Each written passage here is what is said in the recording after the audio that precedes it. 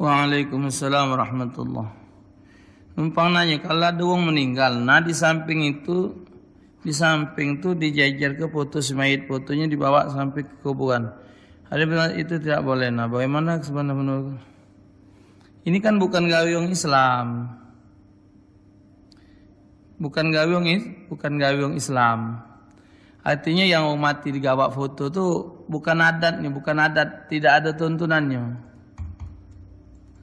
Kecuali mungkin kalau pahlawan-pahlawan kalau kita nyengok pahlawan-pahlawan itu mati digawa fotonya. Kalau kita tidak disyariatkan yang macam itu. Tambah lagi kalau foto itu betina yang buka aurat, alhamdulillah. Tambah merat dia. Niatnya macam mana Ustaz? Niat apa yang awak tanya nih? Oh, niat qada tadi. Ya saja aku puasa sehari qada Ramadan karena Allah. Waalaikumsalam warahmatullahi. Ustaz, numpang nanya, kawan aku ni pernah curhat sama aku. Dia nak jadi kaya, cak sepupunya. Kaya lantak judi. Soalnya digawe biasa be dak kaya-kaya, manalah nunjukkan penjelasan jangan Melayu. Memang manusia ni kadang-kadang nyingok zahir. Artinya nyingok zahir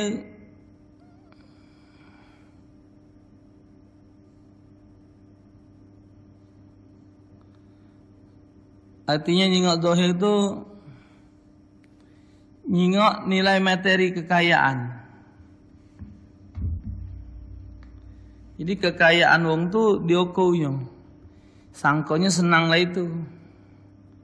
Tambah lagi wong yang kaya yang tidak ada ibadat. Hartanya banyak, pangkatnya besar, tapi pecahnya tak kata ujian. Tapi dia tidak ibadat, tidak salat, tidak segala macam. Tapi hartanya Masya Allah. Sangko kita dia senang dengan harta itu istidraj. Julukan dari Allah Ta'ala. Dia tidak ibadat, dia maksiat tapi hartanya banyak. Itu julukan dari Allah. Dia nak sadar apa tidak? Ya? Tapi kita yang hidupnya cuman sebatas bercukupan baik.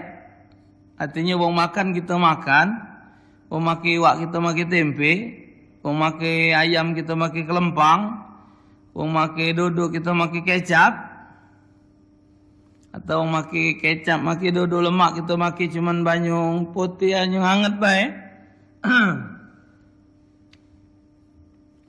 Tapi kita ibadat.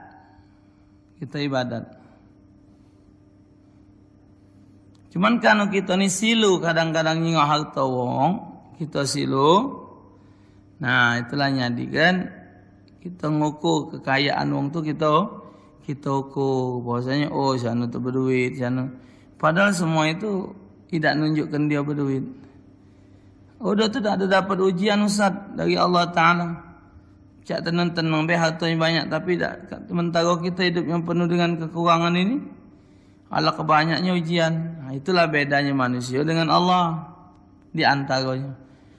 Kalau manusia senang dengan wong, setuju dengan wong, cinta dengan wong, dipuja-puja, dipuji-puji dengan makanan lemak, dengan kehormatan, dengan datang dihargai, dibuat kepempek, pokoknya subhanallah, duduk di depan, dihormati. Tapi kalau Allah berdasarkan hadis, inna 'idhamal jaza' ma'a 'idhamil bala. Inna Allah Ta'ala idza ahabbal qauma ibtalahum.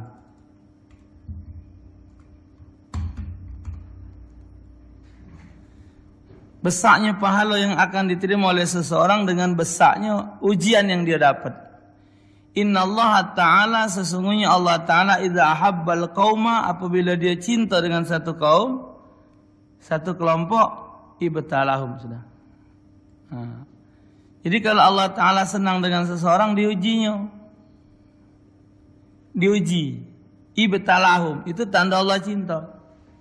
Jadi kalau kita banyak ujian, Masya Allah, kita dicintai oleh Allah Ta'ala. Berdasarkan hadis tadi ya. Seorang santri bertanya kepada syekhnya. Ini cerita balak tadi. Berapa kali kita durhaka kepada Allah dan dia tidak menghukum kita. Kata si murid tadi. Maka syekhnya menjawab, berapa kali Allah menghukummu sedangkan kamu tidak mengetahuinya? Bukankah dihilangkan darimu rasa manis munajah kepadanya? Tak ada cobaan yang lebih besar menimpa seseorang daripada kerasnya hati. Sesungguhnya hukuman yang paling besar dan mungkin kamu temui adalah sedikitnya taufik kepada perbuatan baik. Petunjuk, bantuan dari Allah untuk berbuat baik. Bukankah telah berlalu hari-harimu tanpa bacaan Al-Quran? Bukankah telah berlalu malam-malam yang panjang sedangkan kau terhalang dari salat malam? Bukankah lebih berlalu musim-musim kebaikan Ramadan, 6 hari Syawal, 10 hari Dzulhijjah dan lainnya? Sedangkan kau tidak mendapatkan taufik untuk memanfaatkannya. Sebagaimana mestinya hukuman mana lagi yang lebih banyak dari itu? Tidakkah engkau merasakan beratnya ketaatan? Tidakkah engkau merasa lemah di hadapan hawa nafsu dan syahwat? Bukankah engkau diuji dengan cinta harta, kedudukan dan popularitas? Hukuman mana yang lebih banyak dari itu? Bukankah engkau merasa ringan untuk meribah, menggunjing orang, namimah dan berdusta? Bukankah engkau tersibukkan untuk campur tangan pada hal yang tidak bermanfaat untukmu? Bukankah akhirat dilupakan dan dunia dijadikan sebagai tujuan utama? Ini adalah tipuan. Tidaklah itu semua kecuali bentuk hukuman dari Allah. Wahai anak-anakku, hati-hatilah. Sesungguhnya hukuman Allah yang paling ringan adalah yang terletak pada materi, harta, anak dan kesehatan. Sesungguhnya hukuman terbesar adalah yang ada pada hati. Maka mintalah keselamatan pada Allah dan mintalah ampunan untuk dosamu.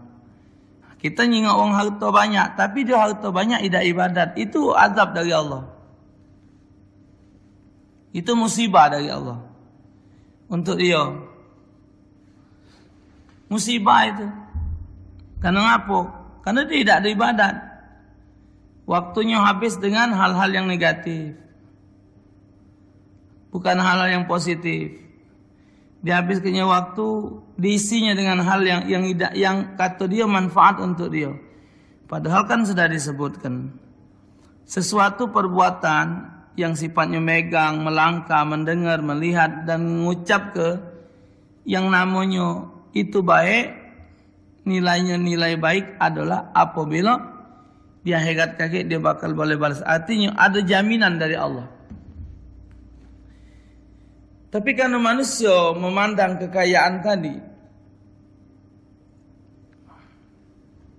artinya manusia hanya mengejar hal-hal yang fana. Manusia ni, kita ni banyak ngejar hal-hal yang fana. Artinya yang binasa. Pangkat, jabatan, harta dikejar. Tapi tidak ada nilai positif. Bukannya dengan jabatan tu dia nak berbuat hal yang positif untuk agama. Untuk agama Allah. Bukannya dengan harta yang banyak dia untuk wakaf sedekah. Bukan tu dengan kekayaan yang dimiliki untuk membantu sesama orang tidak mampu. Pelit lagi ada. Jadi pejabat sombong. Ngomong cak hebat. Artinya sementara berapa tahun sih tahan jabatan? Berapa tahun sih kekayaan? Kan barang yang fana kalau itu. Barang yang semu. Hanya tipu daya wa mal hayatud dunya illa mata'ul ghurur. Tidaklah hidup dunia kecuali hidup yang menipu daya.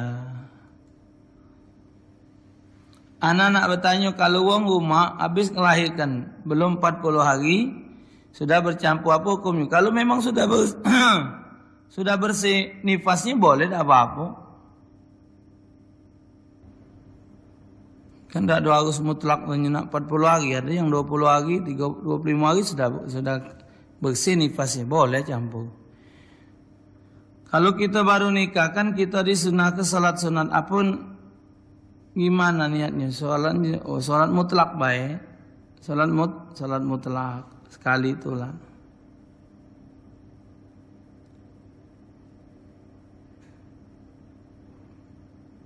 Waalaikumsalam warahmatullahi.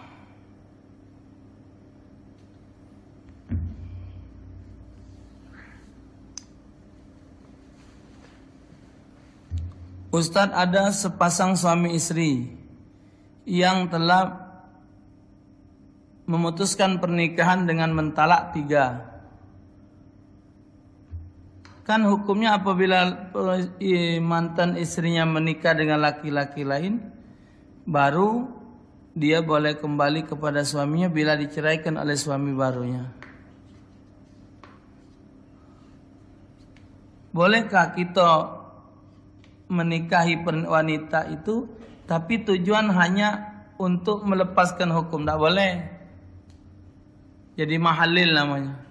Jadi mahalil. Wong yang haram jadi halal dengan nikah dengan dia. Nikah itu yang jelas tidak boleh ditetapkan waktu. Sebagaimana pelajaran orang Syiah,